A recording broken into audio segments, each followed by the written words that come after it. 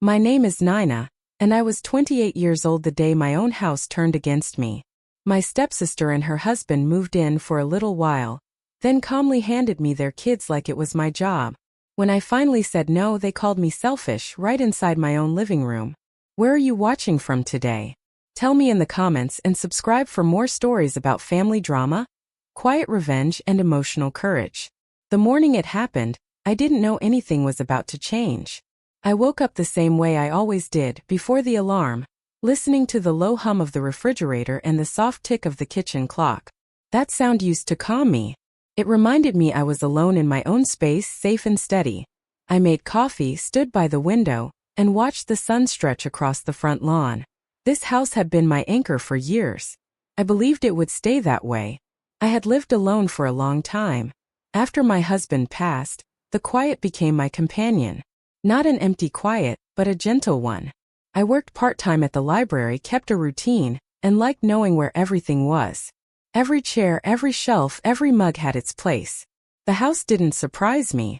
That mattered more than people realized. My stepsister Lauren was never part of my daily life.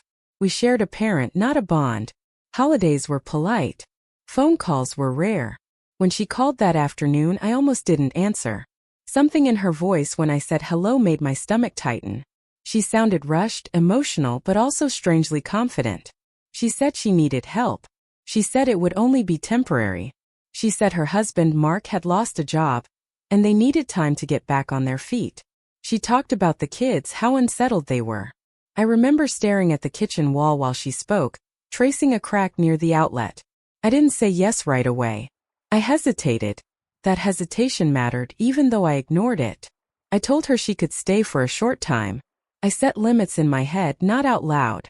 That was my first mistake. When I hung up, the house still felt like mine. I had no idea how fast that feeling could slip away. They arrived 3 days later in 2 cars packed tight. The kids ran ahead, loud and excited, shoes dragging across the floor. Mark carried boxes without asking where they should go. Lauren hugged me, thanked me, and started directing the children toward rooms like she'd already decided. I stood there holding the door open, smiling when I shouldn't have been. By that evening, my quiet was gone. The television stayed on. Cabinets opened and closed. Someone asked me where the extra towels were, then didn't wait for the answer. I kept telling myself this was normal. Families adjust. I could handle a little noise. The next morning, I woke to footsteps outside my bedroom door. Not passing footsteps, pausing ones. Someone whispered. My chest tightened. I lay there listening, realizing I hadn't locked my door because I'd never needed to before. When the steps moved away, I sat up, suddenly wide awake, heart racing for no clear reason. Small things started disappearing from where I kept them. My favorite mug ended up in the sink, chipped. The chair by the window had crumbs in it. Lauren rearranged the fridge to make it easier for the kids. She didn't ask. She smiled like it was helpful. I nodded like it was fine. One afternoon, I came home from work and found toys spread across the living room floor. The children were gone. Mark's jacket was draped over my chair. A note on the counter said, "Back soon." No time. No explanation. That was the first moment something inside me shifted.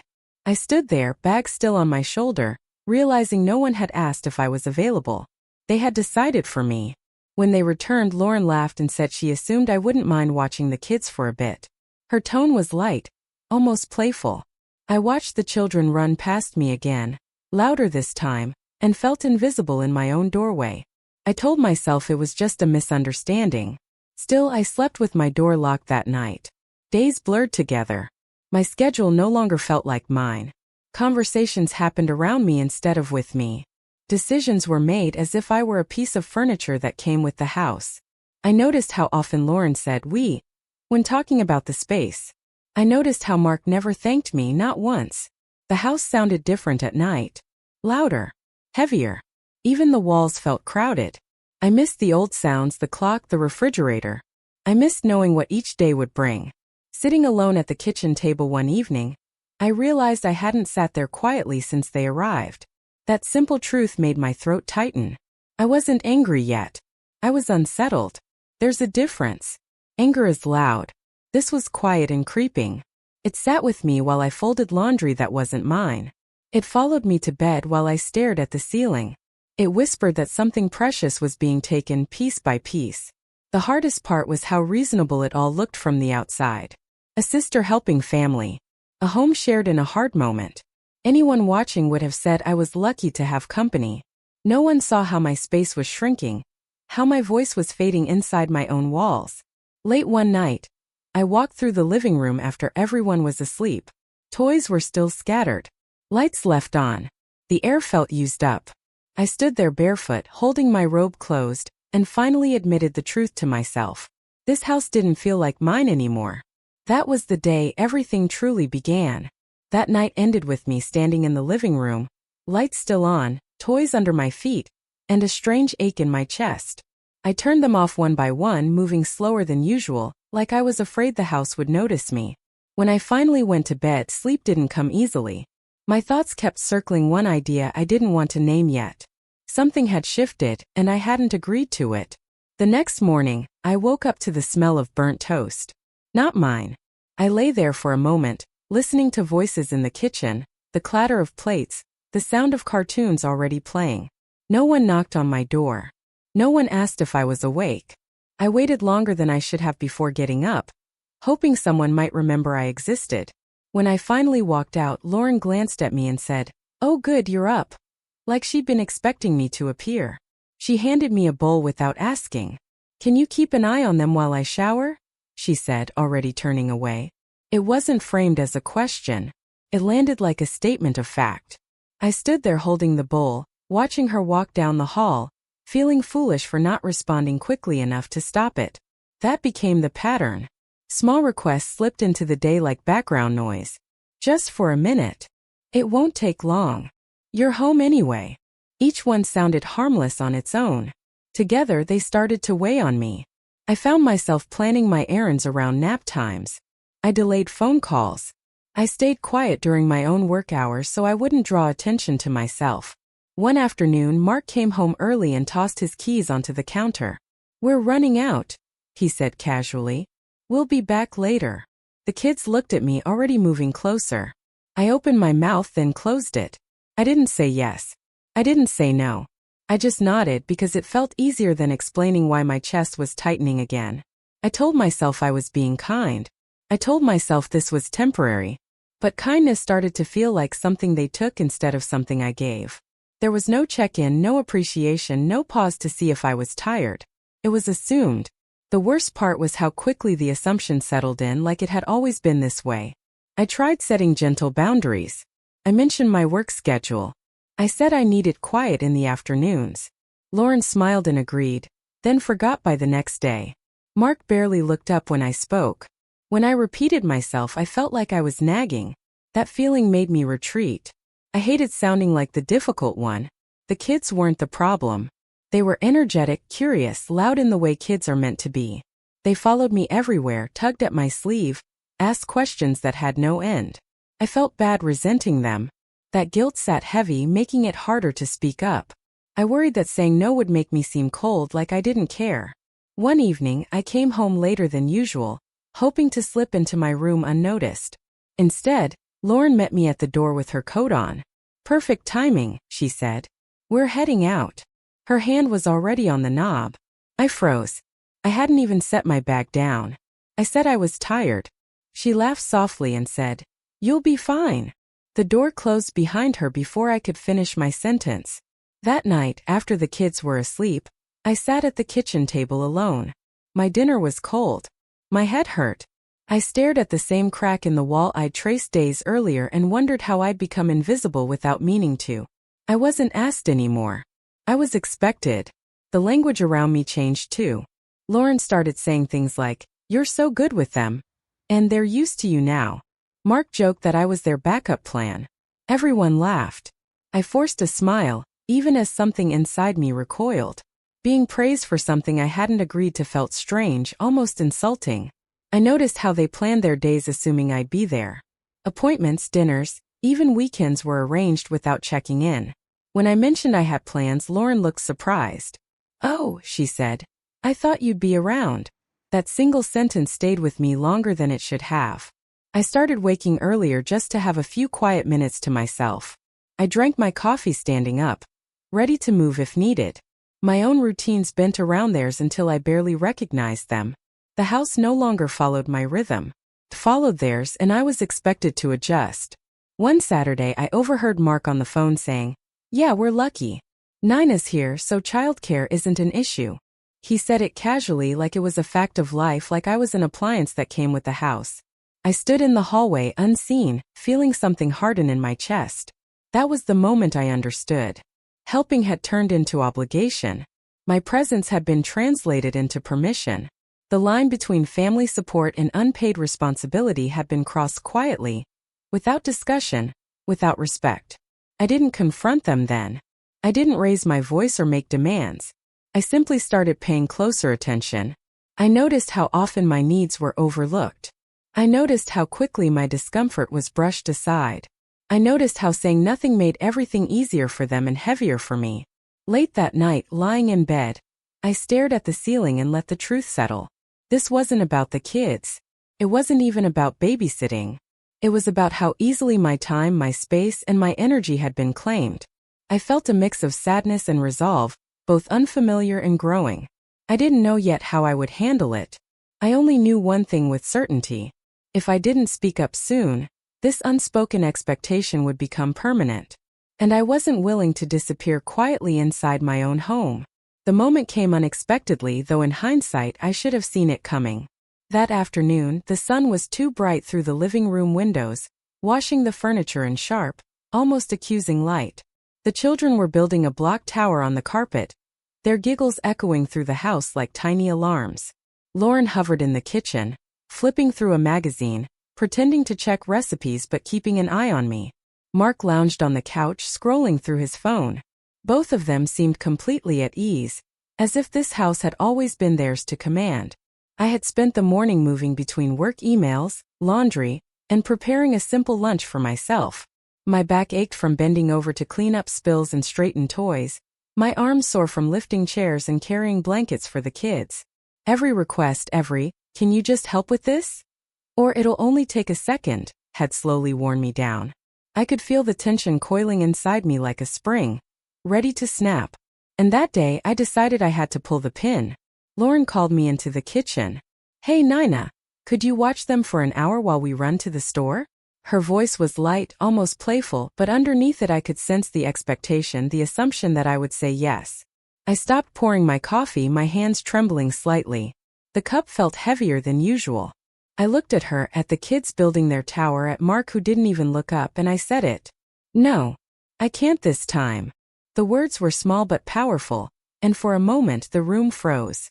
The sound of the blocks toppling over as the kids accidentally nudged the tower seemed unnaturally loud. Lauren's eyes widened slightly, her magazine slipping from her hands. Mark blinked at me once, slowly, as if trying to process what had just happened. I felt my chest tighten, a mix of relief and fear washing over me in equal measure.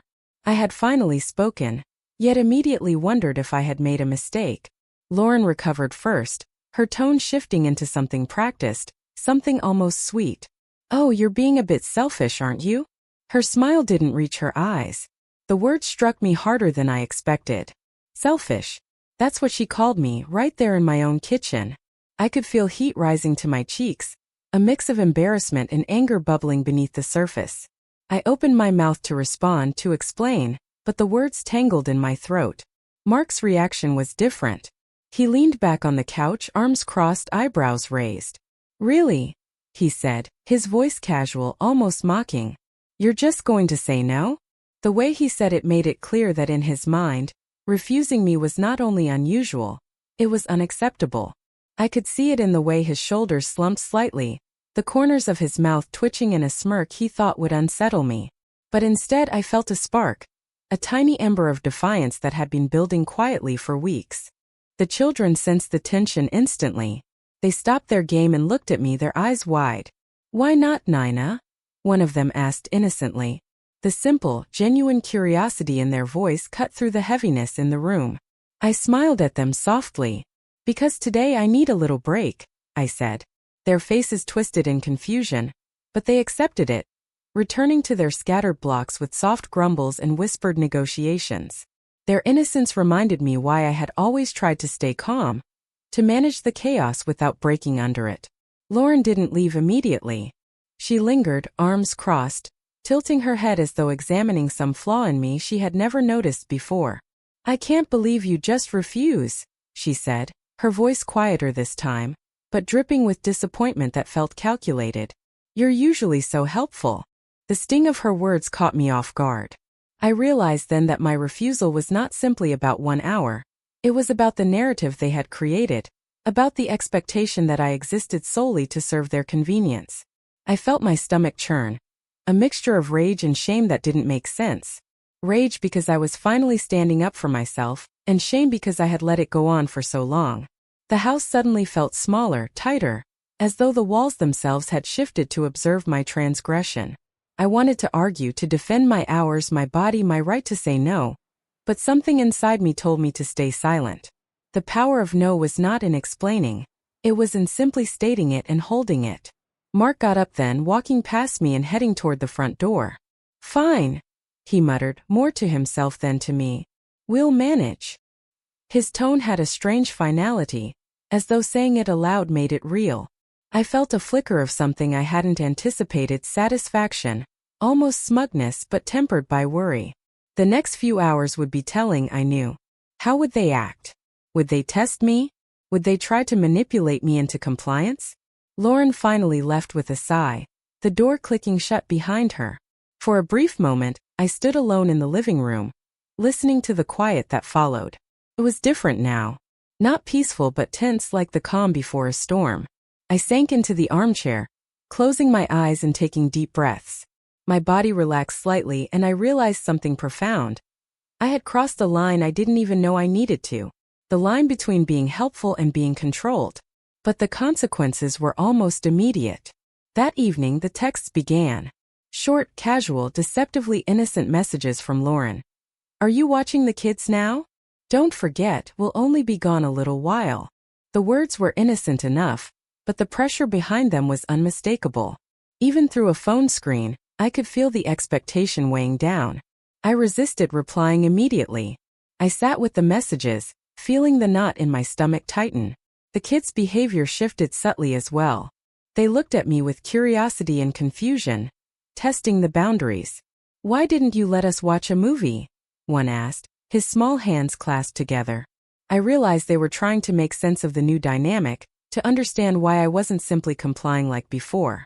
I knelt down to their level, brushing hair from their foreheads.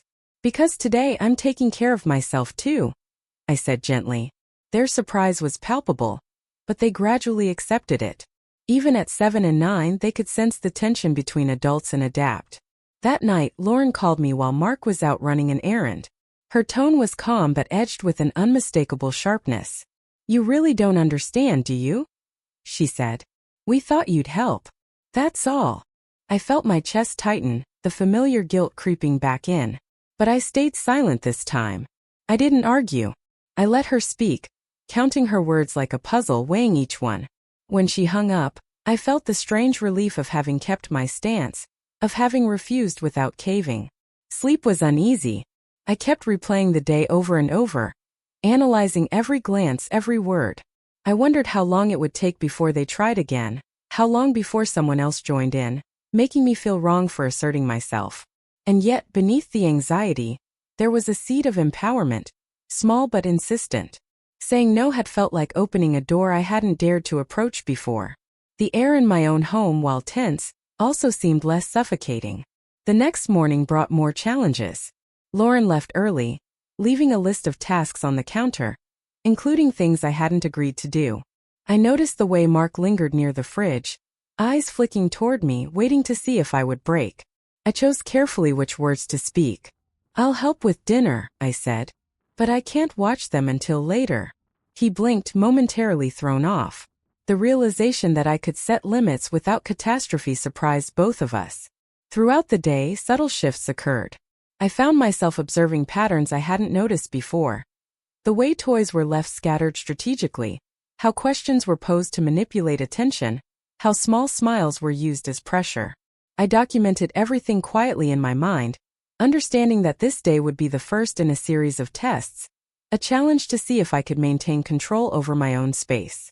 By evening, the house felt different. Not quiet, exactly, but balanced in a strange, fragile way. I had declared my boundaries without raising my voice, without anger, and it had made an impression. Lauren and Mark were still friendly enough, but there was a subtle tension, a respect born out of necessity rather than affection. I realized that saying no wasn't a defeat, it was a declaration. And in the dim light of the living room, after the children had been tucked into bed, I sat in the same chair where I had once felt invisible. This time I felt seen not by others but by myself. I had crossed a line, yes, and I knew consequences would follow. But I had finally drawn the boundary I needed, and for the first time since they arrived, the house felt like it might still be mine. It was a small victory, quiet and personal, but it was mine. And I understood then that everything had changed, not because of anger or confrontation, but because I had spoken a single two-letter word that carried more weight than any gift or favor I had given before: no. After the quiet victory of saying no, I thought I might finally find some balance in the house. I imagined mornings where I could sip coffee at the kitchen table without someone leaning over my shoulder, where the hum of the refrigerator and the ticking clock might comfort me again. But reality quickly reminded me that balance wasn't going to arrive on its own. In fact, it seemed to retreat further into the shadows, replaced by a sharper awareness that every gesture, every word, and every task was being quietly redirected to me, without permission, without acknowledgement, and without gratitude. The first sign came the very next day. Lauren left the kids with me again, ostensibly to run a quick errand, but her tone was casual, almost joking. "Just a few minutes, Naina. Don't get too comfortable," she said over her shoulder. Her voice had that sly undertone that masked expectation as humor. I watched her walk out the door, children in tow, the sound of her heels clicking against the front steps echoing through the hallway like a signal that the house now belonged to someone else, someone who expected me to adapt without question. Once she left, the kids immediately turned to me, pulling on my sleeves, demanding snacks, and insisting I help with a new game they wanted to play. I felt the familiar ache in my arms, the twinge in my back, and the low hum of irritation building in my chest. I had said no yesterday, but saying no to the children felt different. It wasn't their fault. They didn't understand the unspoken rules being forced upon me. So I tried to guide them patiently, all while keeping one eye on the clock in my phone, which buzzed incessantly with messages from Lauren. "Hope everything's fine. Don't forget, we'll be back soon." Each message felt like a gentle nudge, a reminder that my refusal yesterday had only delayed, not eliminated, the expectation. By the afternoon, I realized something troubling. While the children received snacks, games, and constant attention, I had barely had time to eat my own lunch. I hadn't touched the coffee I made that morning. My favorite chair, the one by the window where I used to read, was now a play zone for the kids, cushions and toys strewn across it. Even the quiet corners of the house were invaded. I could feel the weight of everything being redirected toward others while I dwindled into the background. Lauren returned around mid-afternoon, holding grocery bags. She greeted me with a cheerful tone, oblivious to the tiredness etched across my face. "Thanks so much for watching them. You're a lifesaver," she said, smiling like her words were enough to soothe the tension. I managed a small nod. "It's fine," I said softly, though inside I felt the stirrings of frustration I hadn't yet confronted. The acknowledgement was perfunctory, as if saying the words replaced any actual appreciation. Mark came home later, dragging his feet, and leaned against the doorway. "They've been keeping you busy, huh?" he asked, shrugging, as though that made the extra hours I had invested meaningless. His eyes flicked toward the mess the kids had left behind, then back to me, as if I should have been grateful for the opportunity to manage it all. No apology, no recognition, just an assumption that my time and energy were freely available. The imbalance hit me sharply. I was giving more than I ever had before, yet receiving almost nothing in return. The evenings were the worst. Lauren and Mark would collapse onto the couch, exhausted from their day, while I cleaned up after both them and the children. The noise they brought back with them, laughter, chatter, music, felt heavier than ever. It pressed against my temples, a constant reminder of my invisibility. I could barely get a word in, and when I tried to suggest dinner plans or voice fatigue, It was brushed aside. "We're just trying to relax," Lauren said, smiling faintly. It wasn't cruelty exactly. It was thoughtlessness, and that somehow cut deeper. One night I found myself standing by the sink, hands submerged in soapy water, staring at the reflection of the overhead light in the countertop. I watched it shimmer over the bubbles, and a strange realization settled over me. All my energy, all my attention, all my patience, once freely given, was now being extracted without consideration. I was still present, still helpful, still polite, but I felt smaller, diminished. The house, once my refuge, now felt like a stage where my generosity was performed rather than appreciated. The children were relentless, in the way only children can be. One afternoon, as I tried to answer a work email quietly at the table, they climbed onto the chairs beside me, poking at my keyboard and asking me to play. I put down my phone gently, trying to redirect them, but each suggestion was met with complaints, wails, or louder demands. I felt my patience fray, but still I couldn't lash out. This was a balancing act I had no choice but to perform. Keep everyone happy while preserving the smallest pieces of myself. Lauren's subtle control continued in ways I hadn't anticipated. She began leaving helpful lists on the counter. Clean the living room, fold laundry, set out snacks. Each item sounded innocuous, almost like guidance. But to me, it read like an inventory of labor I hadn't agreed to undertake. The irony wasn't lost. The words assumed my compliance, demanded my attention, and yet offered no acknowledgment of the effort involved. It became a silent battle. I was expected to give more, while receiving less in appreciation, time, and personal space. One Saturday, Mark invited a friend over without notice. The house immediately shifted again. I watched as the kids followed the friend around, laughing, playing games I didn't recognize. Snacks were requested, plates washed, chairs rearranged. I felt invisible, a background character in my own home. When Mark finally noticed me standing in the corner, I realized he assumed I had everything under control. "Thanks for keeping things running," he said casually.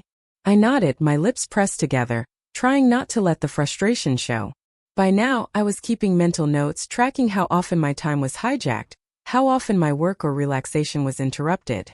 I started keeping my own list, small, quiet reminders of my contributions. It was a way to preserve some sense of control, even if no one else acknowledged it. Each entry on that list felt like a tiny reclamation of my dignity. Folded laundry, watched the kids for 3 hours, prepared dinner while cleaning spills. I began to realize that while I might not be heard, I could at least see the truth for myself. The quiet tension in the house escalated further when Lauren and Mark began making casual assumptions about my availability. Conversations shifted subtly. "You'll help with breakfast tomorrow, right?"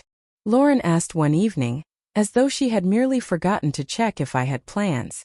Mark added, "You're probably fine handling bedtime tonight too." Their words weren't confrontational, but they carried a weight of expectation that pressed down on me like the summer sun through the front windows, persistent, unavoidable, and slightly suffocating. Even the children began testing boundaries. They had noticed my fatigue, but instead of easing up, they pushed for attention more aggressively, sensing my hesitancy.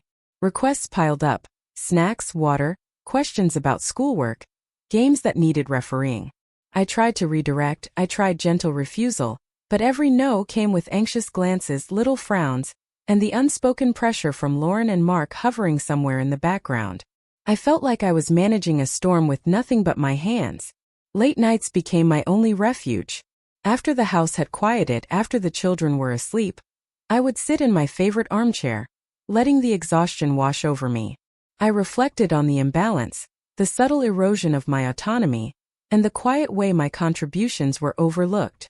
My back ached, my hands were rough from constant tasks, and yet no one noticed, no one acknowledged the hours I had given. It was taking everything and giving almost nothing back, not intentionally, not maliciously, but in that way thoughtless entitlement always operates. I began noticing small patterns too. Lauren would make dinner plans assuming I would prep the kitchen. Mark would leave tasks half-finished, expecting me to complete them. Even their discussions about finances, errands, and schedules were phrased as if I had no choice but to listen, understand, and adapt. My sense of agency diminished with every passing day. The house, once familiar and safe, now felt like a space where my needs were secondary, where my voice was optional. By the end of the week, I realized that the more I gave, the less I received in return. The irony was bitter. Every ounce of patience, every gesture of kindness, every hour spent caring for children who weren't mine was being counted in their favor, while my exhaustion was invisible. I felt like a reservoir drained dry, slowly and silently, without acknowledgement or gratitude. I started documenting incidents in small ways, writing down what I did, noting how my time was hijacked, and recording every subtle expectation placed upon me. It became a way to preserve some sense of self-worth amidst the imbalance. While Lauren and Mark operated under the assumption that my generosity was limitless, I quietly began creating boundaries in my mind, mapping where their entitlement ended and where my tolerance could hold. One evening, I caught myself laughing at a joke Mark made, but it felt hollow. His laughter echoed through the living room, bouncing off walls I once loved, walls that now felt like observers of my silent struggle. The children clapped and joined in, sensing the mood, but I felt disconnected. I had given so much and received so little in return, and that gap between effort and acknowledgement left me hollow. By the time night fell and the house finally quieted, I felt an odd mixture of fatigue, frustration, and a growing determination. I couldn't keep disappearing into the background while my energy, patience, and presence were assumed as a constant resource. Watching them take more while giving me less had revealed something important. The only way to reclaim balance was to recognize the disparity, to name it internally, and to begin preparing for a way to enforce limits, without drama, without confrontation, but with unshakable resolve. That night, as I sank into the armchair, surrounded by the quiet chaos of toys left behind, crumbs on the counter, and the lingering aroma of their dinner, I realized this was no longer just about babysitting or household tasks. It was about respect, acknowledgement, and preserving the right to exist in my own space. The imbalance had become undeniable, and I knew that silently enduring it any longer was no longer an option. For the first time, I allowed myself to envision a house where my efforts were not invisible, where my time, patience, and energy were honored, even in small ways. It was a vision that felt distant but tangible, and for the first time in weeks I felt a flicker of hope. Watching them take more while giving me less had been exhausting, humbling, and infuriating, but it had also planted the seed of a quiet revolution in my own mind. By the time I reached the end of that long week, I knew something fundamental had to change. Watching them take more while giving me less had exhausted me physically and emotionally, but it had also clarified a truth I hadn't fully acknowledged before. This house, my home, was mine. I had let the subtle erosion of my boundaries continue for far too long. Now I realized taking it back wouldn't be about shouting, arguing, or forcing them out. It would be about quiet, deliberate action. The kind that left no room for dispute and no question about who was responsible for the space we all shared. I began with small adjustments. I started reclaiming simple routines that had been swallowed by their presence. Coffee in the mornings became mine again. Not something poured in haste while juggling children or checking messages. I set a clear place at the table for my breakfast, arranging the mug and plate just so, letting the scent of the coffee linger a little longer, taking time to savor it without distraction. The children wandered in occasionally, curious, but I greeted them calmly and reminded them gently that this was my time. Their confusion was palpable, but they adjusted quickly. Boundaries once established are easier for children to respect than for adults who assume compliance. Next, I took control of household responsibilities that had been quietly assigned to me over time. I set limits on what I would do and when. Laundry, dishes, snacks, they would happen, but only on my schedule, not theirs. I introduced small rules framed as neutral adjustments like, I'll put out snacks after I finish folding the laundry, or bedtime will be the usual time. I'll make sure everything is ready by then. These statements were calm, matter-of-fact, and non-confrontational. I learned that assertiveness didn't require anger. It only required clarity and consistency. I also began speaking directly with Lauren and Mark, carefully choosing moments when they were receptive. One afternoon I suggested, I can help with the kids for an hour after lunch, but I need the mornings for my own work and rest. I kept my tone neutral, almost conversational, and avoided emotional justifications. To my surprise, Lauren paused, blinked, and nodded. Okay, that works, she said without argument. The simple act of stating a boundary with quiet authority had more impact than I expected. Respect, it seemed, could be earned without raising one's voice. Small acts of control began to restore the energy I had lost. I rearranged the living room to suit both children and adults, but in a way that allowed me space. I moved the armchair I loved back into its original corner, leaving clear paths around it. Toys were organized, designated to certain areas, with gentle guidance for the children. Each time I enforced these subtle changes, I felt a growing sense of ownership, a return of autonomy that had been slipping away for weeks.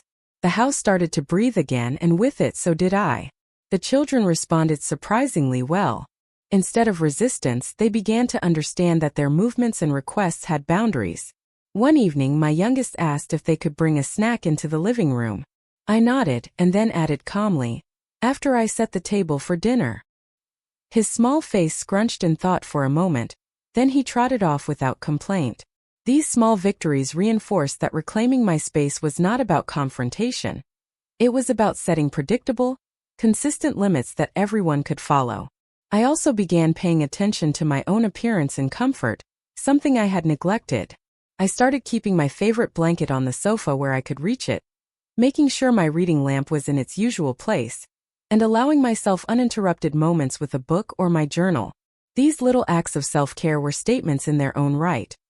This home was mine, and I had the right to exist here fully, not just as a caretaker or background presence. One quiet evening, I overheard Mark muttering something to Lauren as they planned an outing. They assumed I would automatically be available to supervise the kids while they ran errands. I didn't respond immediately. Instead, I prepared for a measured reply. When they turned to me, I said calmly, "I can help after my nap and a short break, but I won't be available before then." I could see the brief surprise flicker across both their faces. There was no arguing, no rolling of eyes, just acknowledgment. I realized that calm clarity carried more weight than any raised voice ever could. I also made sure to celebrate small moments of compliance.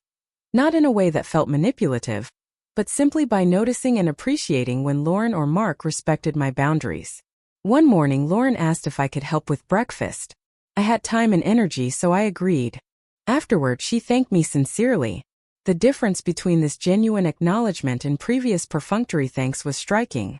It reminded me that even subtle, quiet enforcement of my limits could restore dignity and mutual respect in the house.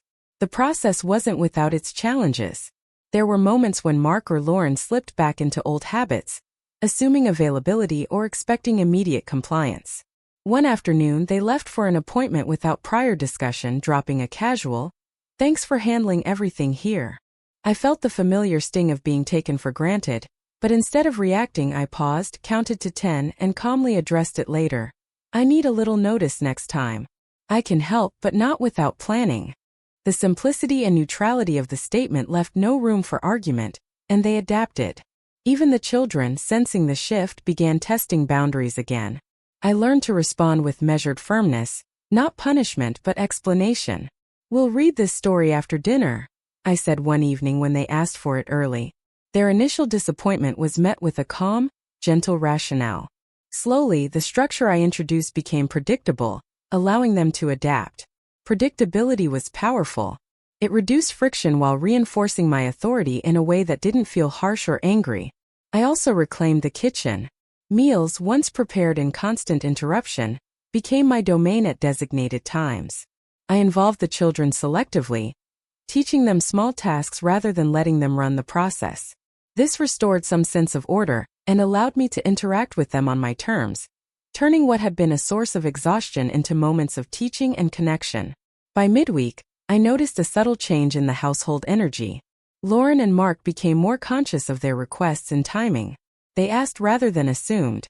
They paused to see if I was available. I felt a quiet satisfaction, knowing these adjustments had been accomplished without confrontation. The house felt lighter, more balanced, and the atmosphere less tense. The restoration of control had begun, and it was silent but undeniable. I also carved out private spaces for myself. One corner of the living room became my writing area, complete with a journal, a lamp, and a small plant. The children learned that this space was off-limits, and they respected it without complaint. This allowed me to reflect, plan, and recharge. It was a symbolic reclamation as much as it was practical, proof that my presence mattered, that my needs were legitimate. One evening while the house was quiet, I walked through each room, observing subtle changes. Toys had designated areas. Coffee cups returned to the cabinet after use. Dinner dishes were cleared thoughtfully. I felt the quiet affirmation of my adjustments. No one had raised a voice, no one had argued. I had established a new rhythm, and the house responded. As the days passed, this quiet reclamation of space solidified. I began to feel lighter, freer. My time was my own in measured doses, and my energy was no longer being drained by constant, unacknowledged expectation. The house, once a place of silent submission, was now a home where I could breathe and move, not because of confrontation or shouting, but because I had asserted my needs clearly, consistently, and calmly. The most profound realization came late one night. Sitting in my favorite armchair with the house finally quiet, I reflected on how small, deliberate actions, setting boundaries, reclaiming routines, and quietly enforcing them, had shifted the power dynamic. I had taken back my home without raising my voice, without anger, without drama. And in doing so, I had restored something far more valuable than space: my dignity, my agency, and my sense of belonging. I understood then that reclaiming one's space isn't about dominance or punishment. It's about establishing clarity, consistency, and mutual respect. It's about teaching others how to interact with you without demanding it through conflict. The house, once a place of exhaustion and invisibility, had returned to me, not through force but through calm, deliberate action that left no room for debate. For the first time in weeks, I felt whole again. I sipped my tea, listening to the soft hum of the refrigerator, the gentle tick of the kitchen clock, and the faint breathing of the sleeping children upstairs. The house was mine again, not because anyone left or conceded, but because I had quietly asserted my rights within it. That quiet assertion had more power than anger ever could. I realized that this approach would serve me beyond this house, beyond this family. It was a lesson in self-respect, in measured courage, and in the power of calm, deliberate action. Taking back my home without raising my voice wasn't a single moment of triumph. It was a continuous practice of asserting my presence, my value, and my boundaries. And for the first time in months, I felt like I was truly seen. Not through confrontation, but through quiet, unwavering resolve.